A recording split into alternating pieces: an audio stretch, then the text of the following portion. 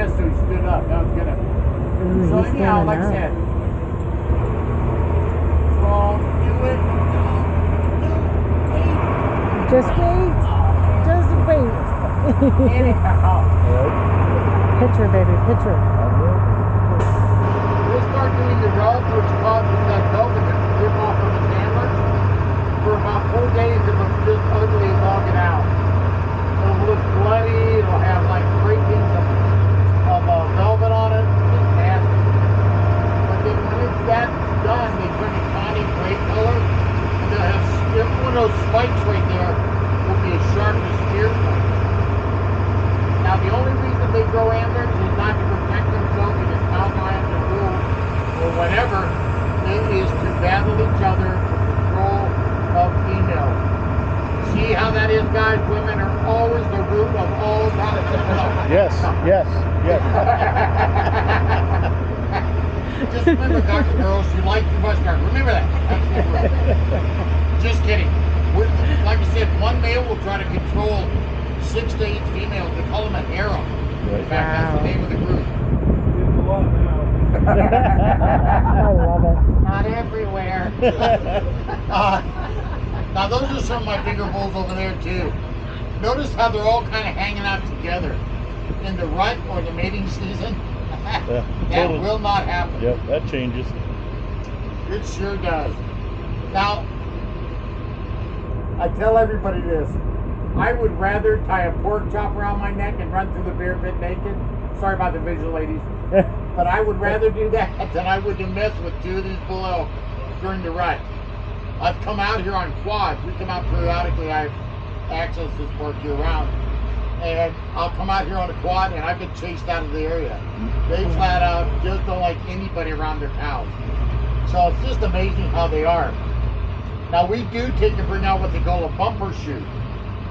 It is a device used for cattle mainly, but it's got a front part like a little corral. We drive the elk into it right before the mating season, and a lot of the bulls we have out here that we are not going to allow to mate with the females, that we select which ones we're going to. We put them in this bumper chute, a balloon blows up and pulls them in place, and then we take a bone saw about 3 inches above their head, we cut their antlers off. The reason behind that is they're going to drop off anyhow the latter part of January, so when they do drop off, that little nub will just drop off. No big deal. But what it does, if a male elk cannot see his antlers, he won't fight. So we don't know why, it's just the way it is. So because of that, like I said, it's the way we keep some of these animals calm during the mating season. Now the reason they get so ferocious, within a matter of about 3 days, their testosterone level triples. And it remains at that super high rate through the entire mating season. Now you notice the cows that are down the hill a little bit there, their necks are real demure, very sleek. The bulls, their necks are really strong looking, really muscular. It's just unbelievable in them. Now the reason behind that is if you had to lift a 15 to 20 pound weight 1,000 times a day to eat, your neck would be really muscly too. So that's the reason they're the way they are.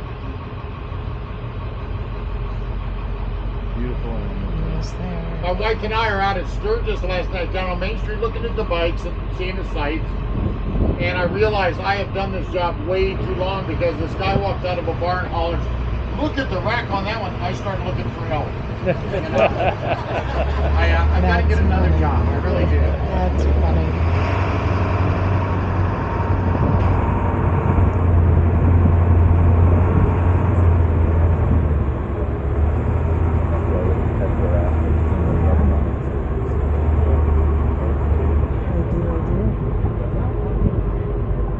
Now, as we go around, you'll notice a lot of my trees have chain link wrapped around them.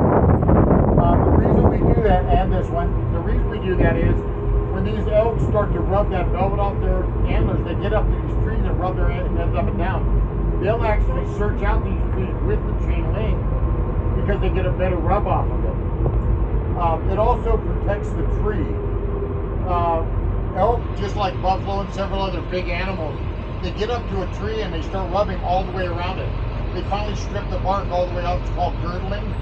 They girdle a tree and then the tree dies. So we try to keep the trees going out here. So we put chain link around it.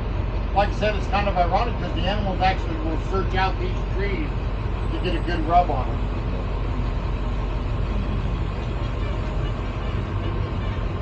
That's my wife. I'm not here. Exactly.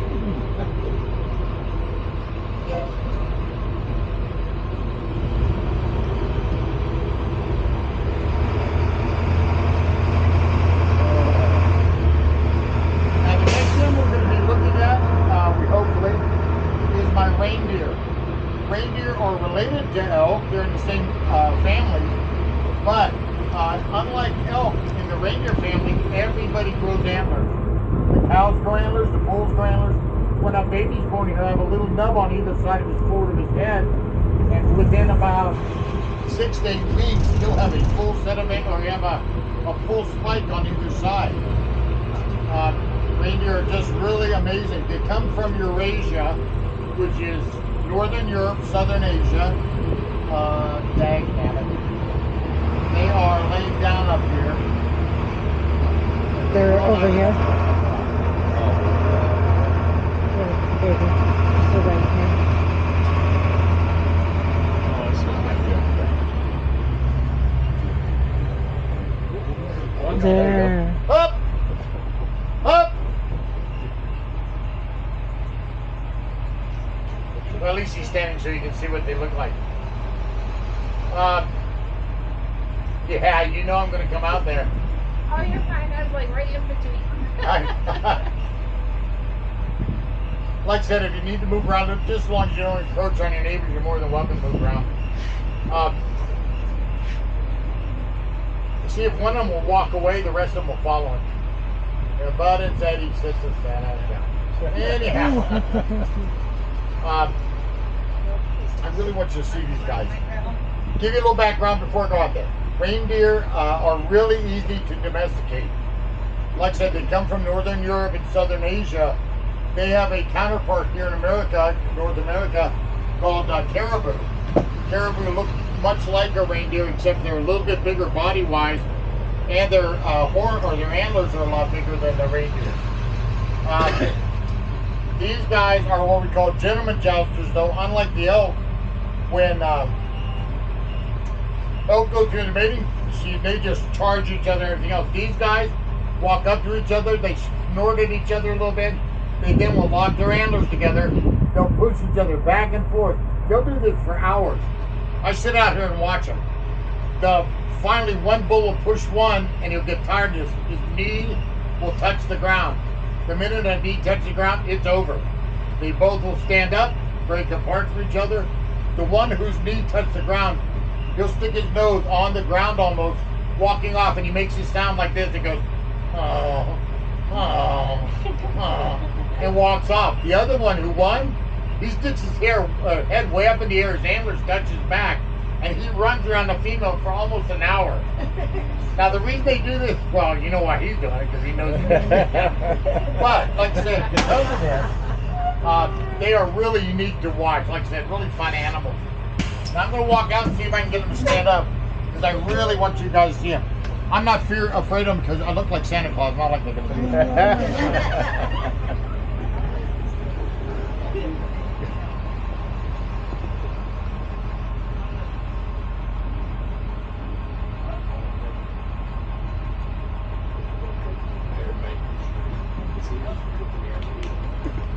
Oh, look at him.